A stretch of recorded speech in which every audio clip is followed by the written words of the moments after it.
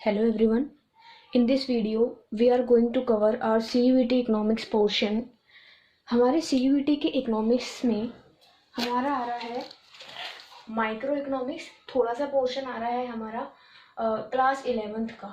Economics में हमारा full portion आ रहा है 12th क्लास का। IED इसमें भी हमारा फुल पोर्शन आ रहा है 12th क्लास का। एंड हमारा स्टैटिक पार्ट का मतलब अगर कोई आपसे पॉलिसीज़ के बारे में पूछे, पॉलिसीज़ के बारे में मतलब जैसे आपका फॉर एग्जांपल अगर मैं लिखूं तो प्रधानमंत्री कौशल विकास योजना, ठीक है, जन धन योजना, ठीक है, बेटी पढ़ाओ बेटी बचाओ योजना। तो ये सारी इन सब चीज़ों के बारे में आपको पता होना चाहिए।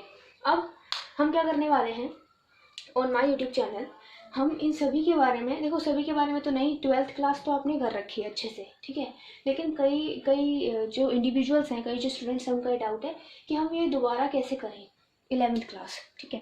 तो 11th क्लास का हम फटाफट से जो है सारा रीकैप करने वाले हैं। चैप्टर 6 तक आ रहा है। चैप्टर 6 यानी कि फर्स्ट जो आपका है वो है हमारा इकोनॉमिक्स के इंट्रोडक्शन के बारे में। दूसरा जो है वो है आपका सेंट्रल प्रॉब्लम्स के बारे में। तीसरा वो है हमारा कंज्यूमर 3 और 4, ये दोनों ही हमारे हैं कंज्यूमर बिहेवियर के बारे में, ठीक है। एंड 5 हमारा है डिमांड एंड 6 हमारा है प्राइस इलास्टिसिटी ऑफ डिमांड, ठीक है। तो ये सारा हमारा जो पार्ट है वो आपका कवर होने वाला है in the CUET exam of economics and business economics, ठीक है। तो ये वीडियो हमारी ज़्यादा लंबी नहीं होगी क्योंकि ये एक ओवर रिव्यू होगा, क्योंकि हम माइक्रो इकोनॉमिक्स पे पढ़ने वाले हैं, ठीक है। आपको सिर्फ एक ओवरव्यू याद दिलाना है कि जो आपने पहले पढ़ा था फटाफट से। सबसे पहले आपका इकोनॉमिक्स क्या होता है। इकोनॉमिक्स सभी को पता है, economics is the study of consumer behaviour, ठीक है। कंज्यूमर बिहेवियर कैसे और किन किन चीज़ों से वो रिलेटेड होगा वो देख लेते हैं। तो यहाँ पर मैंने ये देखा था कि हम इकोनॉमिक्स को क्या कहते हैं, इकोनॉमिक्स को पढ़ रहे हैं। तो सबसे पहले चलो ये बताओ कि माइक्रो इकोनॉमिक्स क्या होता है। माइक्रो इकोनॉमिक्स का मतलब है जब हम एक इंडिविजुअल लेवल पर स्टडी करते हैं, एक इंडिविजुअल लेवल पर जब स्टडी की जाती है तो उसको कहते हैं माइक्रो इकोनॉमिक्स, ठीक है।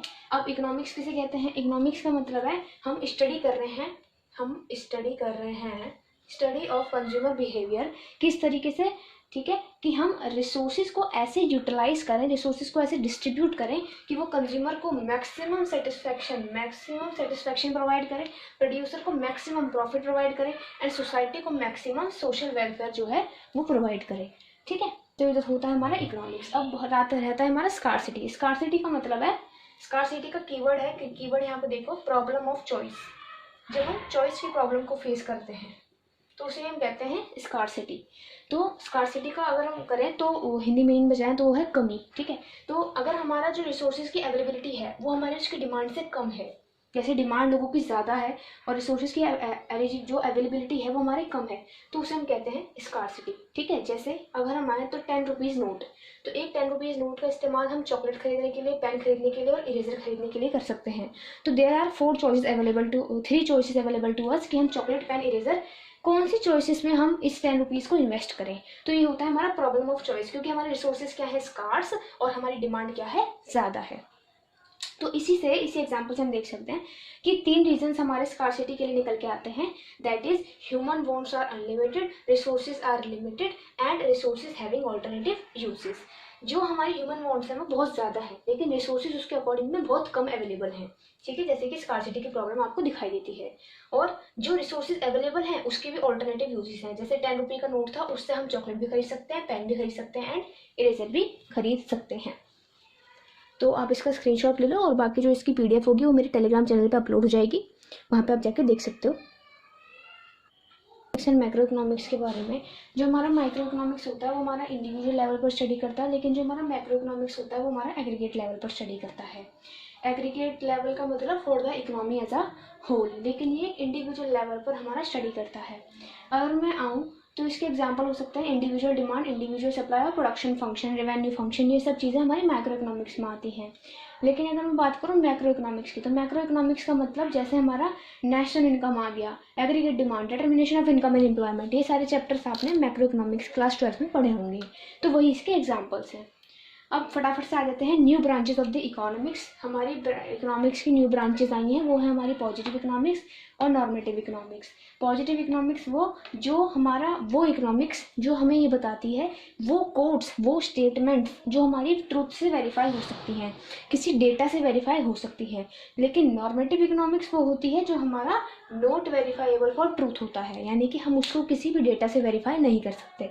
फॉर एग्जाम्पल अगर मैं कहूँ कोहली हिट्स 100, ठीक है, कोहली ने सेंचुरी मारी, तो वो एक डेटा से वेरीफाई हो सकती है, उसके लिए एक डेटा एनालिसिस है जो प्रिपेयर किया गया है कि हाँ हम ये वेरीफाई कर सकते हैं कि कोहली ने 100 मारा है। लेकिन अगर मैं कहूँ old age pension should be restricted to a particular amount, तो ये कहाँ से वेरीफाई हो सकता है? It is just a suggestion जो दिया जा रहा है, और चूंकि इसमें पर्सनल जजमेंट्स इन्वॉल्व होते हैं, personal suggestions, personal opinions involve होते हैं, इसलिए इससे कंट्रोवर्सीज होती हैं। और पॉजिटिव इकोनॉमिक्स एक स्टेटमेंट है जो वेरीफाई हो सकती है, तो इसलिए इसमें कोई भी पर्सनल जजमेंट इन्वॉल्व नहीं होती, इसलिए इससे कोई भी कंट्रोवर्सी नहीं होती। तो ये तो था हमारा new branches of the economics और माइक्रो इकोनॉमिक्स के बारे में। अब आते हैं हमारे लास्ट टॉपिक पे इस वीडियो के, ठीक है, और हमारा चैप्टर 1 खत्म हो जाएगा, ओवरव्यू, जो था हमारा टाइप्स ऑफ इकोनॉमीज। इकोनॉमीज क्या होती है? इकोनॉमीज हमारा वो सिस्टम होता है जिसके द्वारा एक पर्सन जो है वो अपनी लिविंग को अर्न करता है, अपनी जीविका को चलाता है। तो इकोनॉमी हमारी 3 टाइप की होती है, वो है हमारी सेंट्रली प्लान्ड, मार्केट इकोनॉमी और मिक्स्ड इकोनॉमी, ठीक है। सेंट्रली प्लान्ड और हमारी मार्केट और मिक्स, ठीक है, मार्केट को हम फ्री इकोनॉमी भी कहते हैं, ठीक है।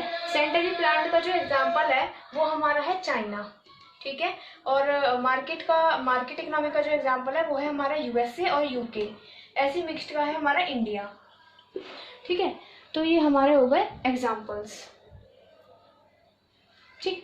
तो अगर मैं इनके पॉइंट्स पे आऊँ तो ये क्या है ये इकोनॉमी? देखो, जहाँ जो इकोनॉमी हमारी सेंट्रली प्लान्ड इकोनॉमी होती है, वहाँ पे जो हमारे रेगुलेट होता है, जो उनकी सिस्टम रेगुलेट और गवर्न होता है वो बाय गवर्नमेंट होता है, बाय गवर्नमेंट ओनली। लेकिन अगर मैं मार्केट इकोनॉमी की बात करूँ तो बाय मार्केट फोर्सेस वहाँ पर रेगुलेट और गवर्न किया जाता है। लेकिन मिक्स्ड इकोनॉमी में दोनों ही, मार्केट फोर्सेस और हमारा गवर्नमेंट, दोनों की ही इन्वॉल्वमेंट रहती है। मार्केट फोर्सेस क्या होते हैं ये आप दिमाग में रखो, वो होते हैं हमारे डिमांड एंड सप्लाई, ठीक है। यहाँ पर जो प्राइसेस डिसाइड होते हैं सेंट्रल प्लान में वो हमारी गवर्नमेंट डिसाइड करती है, मार्केट इकोनॉमी में हमारे डिमांड एंड सप्लाई यानी मार्केट फोर्सेस डिसाइड करते हैं, मिक्स्ड इकोनॉमी में दोनों करते हैं। सेंट्रल प्लान में जो सोशल वेलफेयर, जो एम होता है वो क्या होता है? सोशल वेलफेयर करना, क्योंकि इसमें पब्लिक सेक्टर का डोमिनेंस रहता है, सारी पावर गवर्नमेंट के हाथों में होती है, इसलिए सोशल वेलफेयर। मार्केट इकोनॉमी में सारा जो डोमिनेंसी है वो हमारी प्राइवेट सेक्टर की रहती है, तो उसका प्रॉफिट क्या हो, उसका जो एम है वो क्या है? प्रॉफिट कमाना। मिक्स्ड इकोनॉमी में हमारा जो डोमिनेंसी है वो दोनों प्राइवेट और पब्लिक दोनों सेक्टर की रहती है, इसलिए उसका जो एम है वो दोनों प्रॉफिट यानी कि सोशल वेलफेयर होता है। तो यहाँ पे हमारा पूरा माइक्रो इकोनॉमिक्स का चैप्टर 1 का ओवरव्यू अच्छे से कवर होता है, जिससे आप शॉर्ट बिल्कुल रिवीजन कर सकते हो।